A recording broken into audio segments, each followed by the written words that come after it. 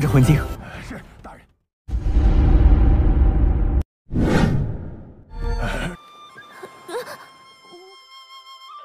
Halo geng, bagaimana kabar kalian hari ini? Mudah-mudahan tetap semangat, sehat jiwa raga. Bertemu kembali bersama Lengkop Mupi di pembahasan alur cerita Donghua yang berjudul Huan Chongxi atau bisa disebut The Camp of Soulfate episode yang kedua. Seperti biasa, buat kalian yang belum subrek, bantu tolong subrek dulu dan nyalakan loncengnya biar gak ketinggalan lagi update terbaru dari channel Lengkop Mupi. Playlist untuk Donghua ini juga sudah tersedia. Jadi jika kalian masih bingung belum nonton episode sebelumnya, silahkan dibuka saja playlistnya. Dan jika ada notifikasi melayang-layang di layar kaca Anda, harap buka dengan rasa hati ikhlas. Kalau sudah seperti itu, tak perlu malas-malas ya geng, langsung saja kita digas.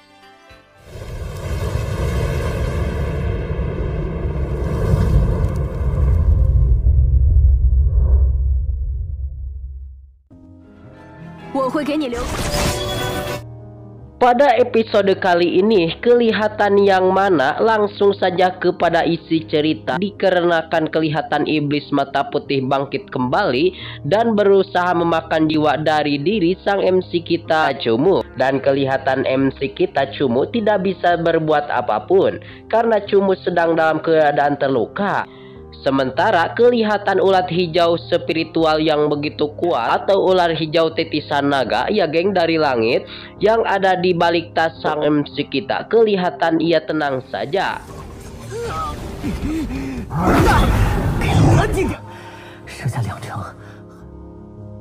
Dan kelihatan si Cumu kembali menekan-nekan kepada iblis mata putih untuk segera masuk ke dalam tubuhnya kembali. Hingga pada akhirnya sang MC kita atau sang pemeran utama kita Cumu berhasil menekan iblis mata putih sekaligus mengakui bahwasannya kekuatan dari iblis mata putih sudah begitu kuat. Dan iblis tersebut pastinya akan membersamai ke dalam diri tubuh Cumu dikarenakan Cumu sudah berhasil menahan seluruh kekuatan yang ada di dalam iblis mata putih. Namun masih beruntung saja iblis mata putih hanya mengonsumsi kekuatan spiritual yang ada di dalam diri Cumu hanya 80% kekuatan saja, dan tentunya masih ada sekitar 20% kekuatan yang bisa digunakan oleh Cumu untuk menekan iblis mata putih.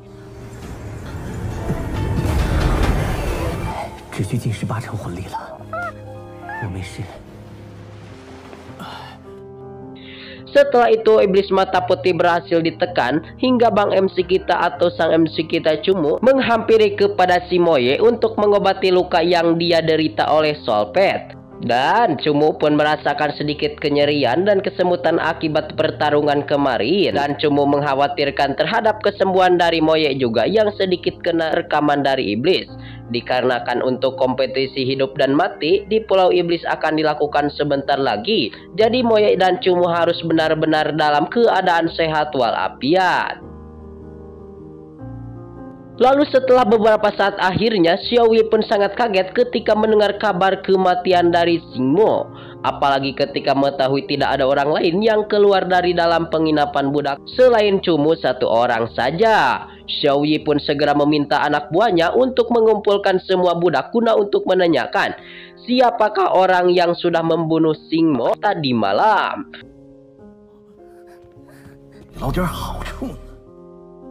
Singkatnya cerita, ketika semua budak sudah dikumpulkan, Xiaoyi langsung memberikan orasi kalau Xingmo sudah mati di tengah hutan tadi malam. Lalu dia mengucapkan bahwasannya siapa yang membunuh di antara budak-budak yang telah berani melakukan pembunuhan tersebut. Dan sontak semua orang mendengar kata Xingmo meninggoy membuat semua budak kaget ya geng.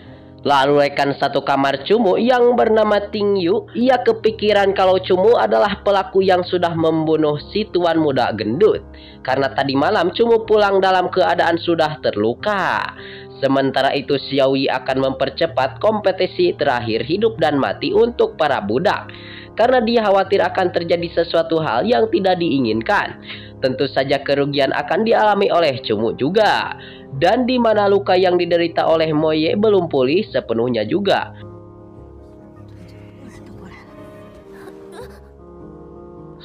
Singkatnya cerita, ketika hari sudah begitu larut malam, kelihatan salah seorang berencana meminjam buku peliharaan hewan yang dimiliki oleh Bang MC kita Cumu. Dia juga bertanya-tanya apakah Cumu adalah orang yang sudah membunuh Simo kemarin malam. Singkat cerita, keesokan harinya ke pagi harinya kompetisi hidup dan mati akan dilakukan. Dan total budak-budak yang akan bersaing sebanyak 40 orang ya geng.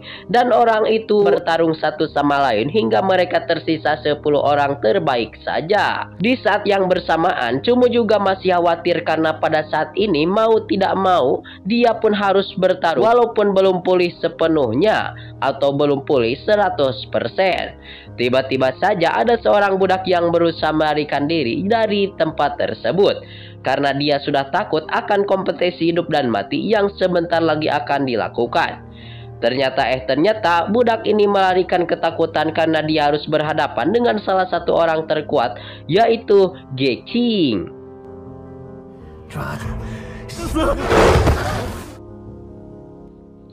Dan dengan cepat di sini Xiaoyi menggunakan solpet miliknya untuk membunuh budak yang mencoba untuk kabur tersebut. Dia juga memberikan peringatan agar para budak tidak melarikan diri seperti budak yang baru saja dia bunuh. Cumu sendiri kelihatan hanya menggenggam erat tangannya karena dia tidak bisa mengira-ngira perbuatan yang akan dilakukan oleh Xiaoyi kepada para budak. Lalu sebelum kompetisi dimulai, Geching dia pastikan sudah masuk ke babak selanjutnya karena lawannya di babak pertama sudah terbunuh oleh solpet milik Xiaoyi. Lalu pada kesempatan hari ini kontestan yaitu Cumu untuk melawan seorang budak wanita yang bernama Hongdan. Sendari awal Hongdan sengaja banyak bacot untuk mengalihkan perhatian dari Cumu atau sang pemeran utama kita karena dia ingin menggunakan tumbuhan beracun guna untuk mengelabui si Cumu. Tetapi Bang MC kita atau sang MC kita Cumu sudah mengetahui hal tersebut. Dan MC kita Cumu langsung melakukan serangan gercep atau gerak cepat dan menggunakan sebuah pisau untuk melukai tangan dari Hongdan. Dan akhirnya tangan Hongdan berhasil terluka dalam keadaan tangan yang memegang racun. Jadi kelihatan pada akhirnya jeruk minum jeruk ya geng. Sehingga pada kesempatan hari ini pula kelihatan Cumu langsung mengambil keputusan hingga mendapat pujian dari beberapa orang budak lainnya. Dan di satu sisi, Xiaoyi pun menganggap bahwasannya Cumu punya beberapa trik untuk mengalahkan lawan. Dia pun kemudian meminta anak buahnya untuk segera membuat pengaturan agar Cumu dipertemukan dengan Geching di pertarungan berikutnya. Singkatnya cerita, 9 orang sudah menyelesaikan kompetisi hidup dan mati yang begitu menyeramkan. Dan kini hanya menyisakan pertandingan antara Cumu melawan Geching saja.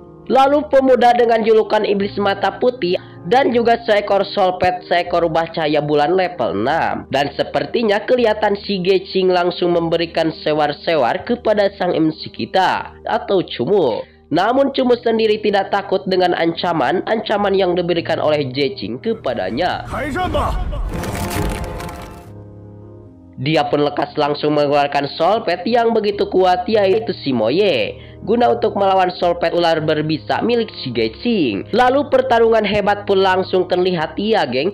Hingga kelihatan Simoye pun langsung melawan ular sisik milik si Geching. Dan kelihatan bisa beracun ular milik si Geching itu menembus bulu pertahanan tingkat pertama yang dimiliki oleh Moye. Dan kelihatan Cumu tidaklah diam, dia pun menyerang Geching dengan menggunakan sebuah pisau spiritual agar ular sisik secara refleks melindungi si Geching. Lalu momen-momen seperti itu memanglah ditunggu oleh sang MC kita Cumu untuk melakukan serangan spesial dari rubah cahaya bulan. Tapi dikarenakan kondisi dari Simoye belum pulih menjadikan serangan tersebut tidak berarti apa-apa lagi. Sehingga ular sisik milik si Geching terus bisa menyerang. Sementara itu dari arah penonton, Xingyu mengajak Tingyu dikarenakan dia harus bertemu dengan Geching. Tapi di satu sisi, Tingyu berkata kalau kondisi dari rubah cahaya bulan belumlah pulih sepenuhnya. Dan hal tersebut yang menyebabkan Moye tidak bisa menyerang dengan maksimal. Meskipun kondisi Moye sedang lemah, Ting Yu masih sangat yakin kalau Cumu bisa memenangkan pertarungan melawan Geching dan masuk menjadi 10 budak terakhir. Sementara itu, dari dalam arena Geching berencana mengeluarkan serangan terakhir untuk mengalahkan Moye. Lalu serangan kuat yang dikeluarkan oleh Geching berupa gigitan dari ular sisik yang dia miliki. Lalu kelihatan juga si Moye, ia menggunakan teknik bayangan pedang cahaya bulan yang merupakan serangan teknik tingkat tinggi dari rubah cahaya bulan. Dan itu pun langsung digunakan oleh si Moye guna untuk membunuh ular sisik. Hingga pada akhirnya ular sisik naga harus tewas sekaligus membuat semua orang kaget. Rubah cahaya bulan menggunakan teknik kamuflasi agar tidak diketahui orang lain.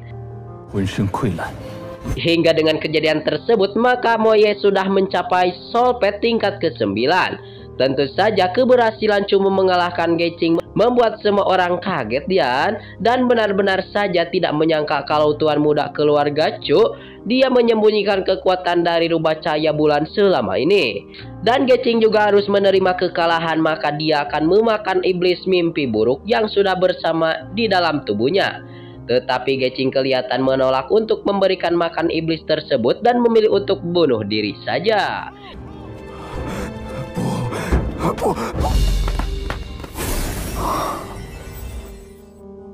Hingga kematian dari Geching sebenarnya membuat Cumu sedikit kesalahan, dikarenakan kematian Geching adalah istana iblis mimpi buruk yang sudah menekan iblis di dalam tubuh mereka. Sementara itu Xiaoyi masih sedikit kaget karena ternyata Cumu sangatlah sulit untuk dihabisi. Dan sekarang juga Xiaoyi pun langsung menggunakan teknik tekanan mental untuk membuat Cumu berlutut sekaligus berkata di hadapan semua budak. Dan dikalaukan Cumu adalah tersangka yang sudah membunuh salah seorang tuan muda malam tadi, maka si Cumu harus meminta maaf kepada Moye untuk tenang dan tidak keluar dengan paksa dari ruangan jiwa. Hingga Cumu pun merasakan efek mental yang diberikan oleh si Xiaoyi yang disebabkan oleh kematian salah seorang anak muda. Dan Cumu pun akhirnya mengaku bahwasannya dia yang membunuh salah seorang tuan muda kuat. Hingga semua orang tidak menyangka kalau Cumu lah telah berhasil mengalahkan seorang anak kuat dengan serigala jiwa tingkat ke-8 yang dimiliki oleh si tuan muda. Tiba-tiba saja tuan aliansi jiwa atau si tuan berambut putih berbicara agar Xiaoyi membiarkan Cumu hidup lebih lama lagi. Dan semua itu tidak terlepas karena tubuh yang dia miliki oleh Cumu mampu untuk memberikan makan iblis mata putih dengan baik. Jadi si Tuan Xiaoyi akan membiarkan iblis mata putih bersamanya lebih lama di dalam tubuh Bang MC kita. Xiaoyi pun ia sangat takut dan patut dengan Tuan si rambut putih. Pada akhirnya mau tidak mau dia mengabulkan permintaan si Tuan rambut putih.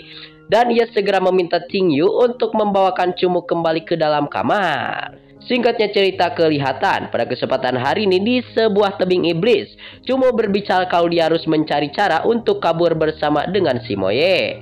Dan setelah nantinya berhasil kabur, Bang MC kita harus mempunyai rencana untuk mencari dan menemui anggota keluarga Chu yang masih tersisa.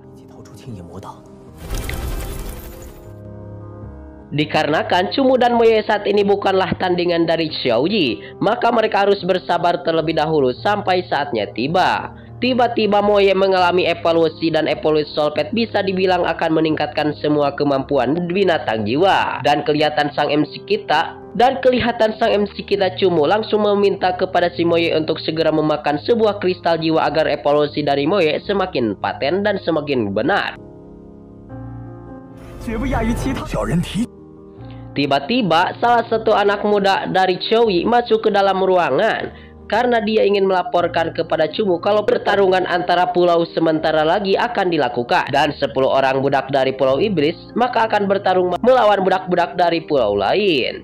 Dan ini pun akan digunakan oleh Xiaoyi untuk menyusun rencana guna untuk bisa membunuh Cumu. Dan si Xiaoyi pun lekas meminta anak buahnya untuk segera memanggil Tuan Liu, pemilik pulau sebelah, karena dia ingin melakukan diskusi sebelum pertarungan berlangsung. Dan scene ini juga sekaligus menutup perjumpaan kita ya geng di episode kali ini. Terima kasih buat kalian yang sudah subscribe, terima kasih buat kalian yang sudah nonton sampai habis.